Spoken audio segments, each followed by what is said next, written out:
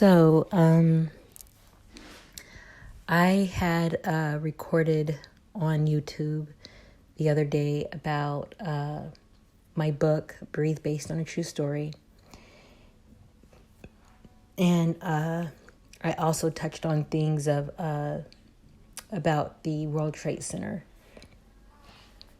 and the findings of trying to find and see if a person that I know is still alive, but it's been 19 years, so I don't think, I don't know. And I haven't heard anything, so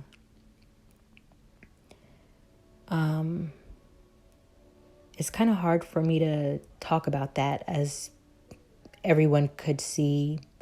I couldn't really talk about things straightforward because I couldn't stop crying. So, and that's natural. That's natural.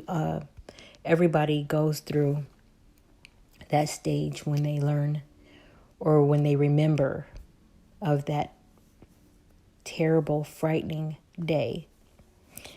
And I know when I think about the World Trade Center, and I remember, and I do have the videotape, which I will never sell. When I think about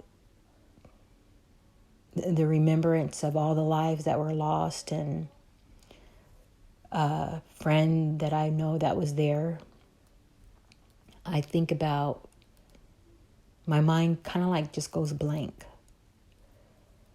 And it feels that like I would go into a mental state to where I won't be able to break out of. So that's why I never spoke about my friend ever before, because I don't want to go back into the mental state that I was in that took me 10 years to get out of. I know some people might be like, well, why did you decide to date other people? Well, it was hard at first, but then trying to find someone that was like him was really difficult. And when they say that every person is unique, nobody is the same, that is so true. Because I could not find anyone like him. I've tried. And I've also tried dating services years ago, but it never worked. It never helped. So I stopped. I stopped dating after like a lot of dates went sour. I kind of didn't really know how to be faithful. I really didn't want to. I was just trying to hurry up to find somebody that would marry me, but it never worked. It always failed because nobody never wanted to get married. Things just got dumb, you know. People are stupid. I mean like people are stupid. What I mean is like people don't look at marriage as being a good thing anymore. Like they just want to practice fornication. Practicing fornication means having sex out of wedlock, which that is a very bad role model for children, especially. And we should be teaching our children not to have sex before marriage. But as we see in this world, a lot of people do that. That's why people have AIDS and gonorrhea and all that stuff. So then after the years, I seen one person that I really, really liked, but I didn't really want to date that person because I wasn't ready. Like save the best for last type of thing. And, I don't even think he ever really liked me though. You know what I mean? I just think that he was just there, just to be nosy in my life. And surprisingly, out of every person that I've dated and I spoke about or whatnot in my, past live sessions, I feel so good when I talk about this person. But I know that it's best off that we're not, together because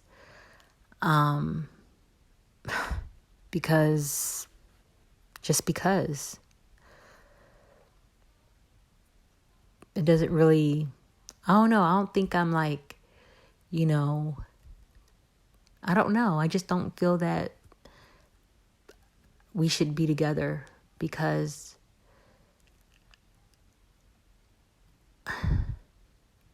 I guess you could say, I don't think I'm good enough for him. You know what I mean? I will always love him very much, but, I had to say that, but, I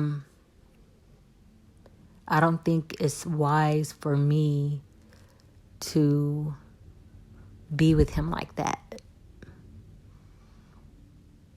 He has everybody has a flaw. I have my flaws.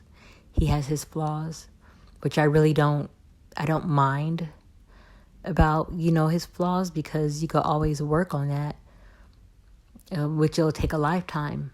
I wouldn't mind. But it's just that, just the way things are, I just don't think that I should be with him. I mean, I don't know. I feel that's like in violation. I don't feel right. I guess because I know that he doesn't love me the way that I love him. I would like to be with him. I care about him a lot.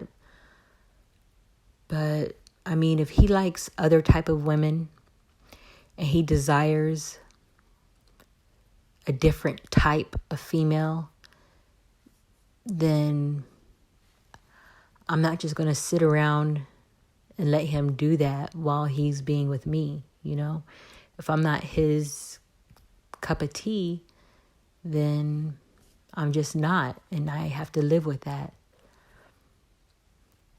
So my relationship, my love life, there you go, my love life is like a Titanic. My heart will go on. Of course, I'm devastated. Distraught. I'm hurt to the core. Just thinking about the fact that I will never be able to be with him again because I choose not to be. It hurts me way more than it'll ever hurt him. And sometimes, I would hear people years ago say that type of statement, well, this is going to hurt me more than it'll hurt you. I never understood that. But now I do. I know exactly where they're coming from when you tell a person that this is going to hurt me way more than it hurts you, but they're not going to understand because they've never felt that way before. And it's okay because they wouldn't want to feel this type of pain because just like I was saying, it takes it takes to feel this way about somebody. It takes the Holy Spirit from God himself for you to feel so much love for somebody. Just to realize that they hate your guts.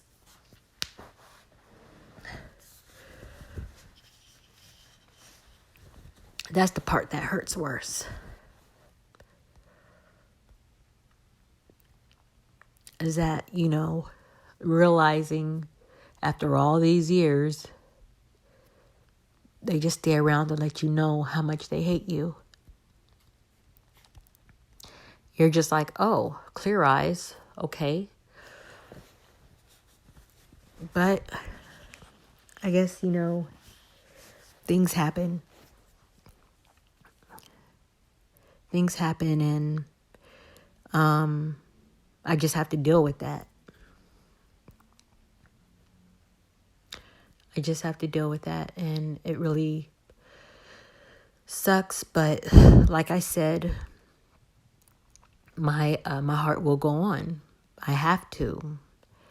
I need to for myself, because I want to live a long life. I want to be able to write books for children and for teenagers that don't have the guidance from, if they have busy families that don't pay attention to them enough, then there's always another person out there like me that care about what teenagers and young adults go through. They'll know the do's and don'ts, especially about loving someone, That's really, you can't say it's not worth it.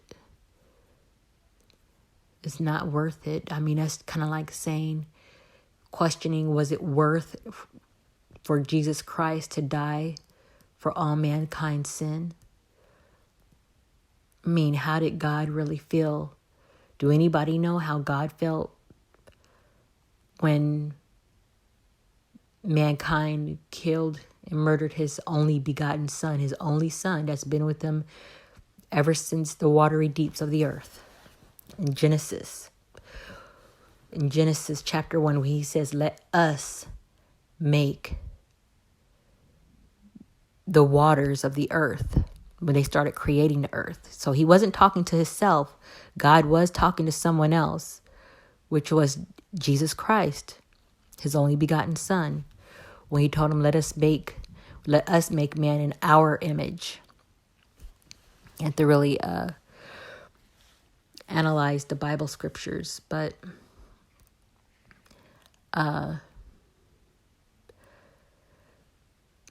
things has been pretty tough. I really want to get a job.